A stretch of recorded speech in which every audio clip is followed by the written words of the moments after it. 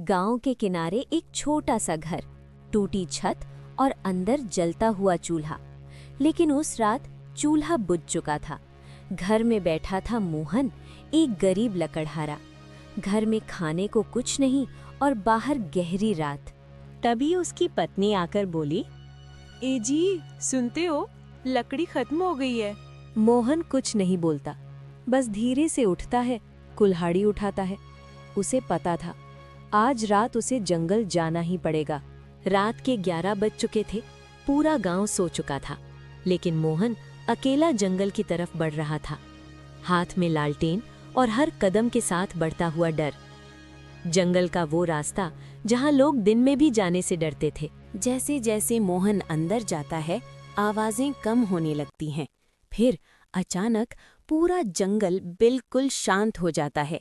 ना हवा, ना जानवर, बस एक अजीब सा दबाव। और तभी टक टक टक, लकड़ी काटने की आवाज। मोहन रुक जाता है। वो आवाज बिल्कुल पास से आ रही थी, लेकिन अजीब बात ये थी, वो उस दिशा से आ रही थी जहां कोई पेड़ ही नहीं था। लालटेन हिलती है। मोहन धीरे धीरे उस तरफ बढ़ता है। वहां एक आदमी खड़ा था, पीठ मोड़कर कुल्हाड़ी चला रहा था। टक टक टक।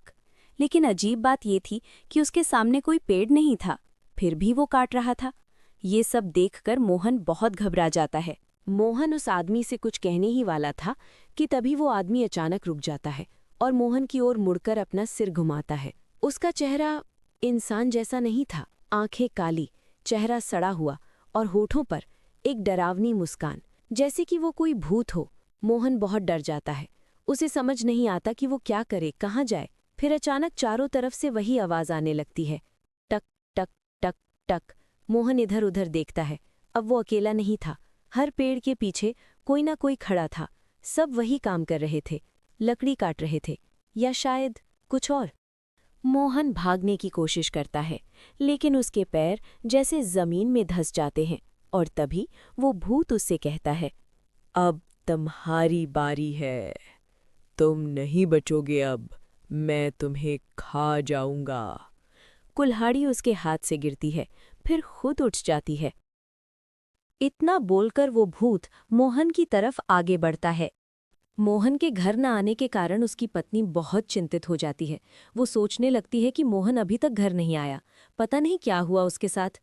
फिर वो सरपंच के पास जाने की सोचती है। सुबह पीपल के नीचे सरपंच बैठा होता है। गांव वाले इकट्ठा होते हैं।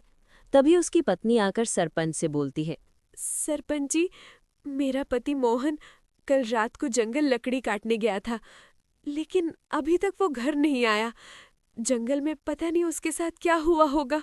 सरपंच जी बोले, अरे बेटा, तुम चिंता मत करो। मोहन को ढूंढने के लिए हम सब तुम्हारे साथ जंगल की तरफ चलेंगे। मोहन जंगल की तरफ बढ़ते हैं।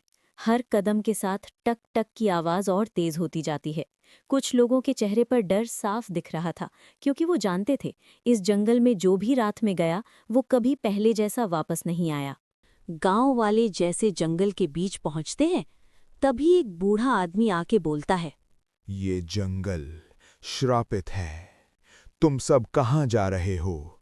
जितना जल्दी हो सके वापस लौट जाओ। गांव वाले बहुत डर जाते हैं। उस बूढ़े आदमी को मोहन के बारे में सारी बात बताते हैं।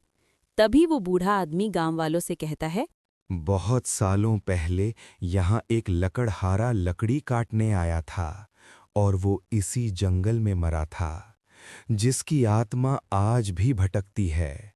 और जो भी रात में लकड़ी काटने आता है वो उसी का हिस्सा बन जाता है।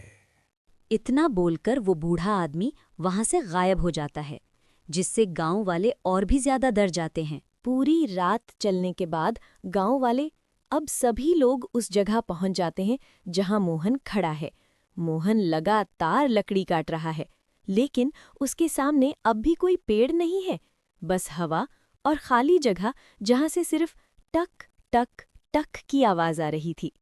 गांव वाले उसे रोकने की कोशिश करते हैं। एक आदमी चिल्लाता है, मोहन, होश में आओ। लेकिन मोहन रुकता नहीं।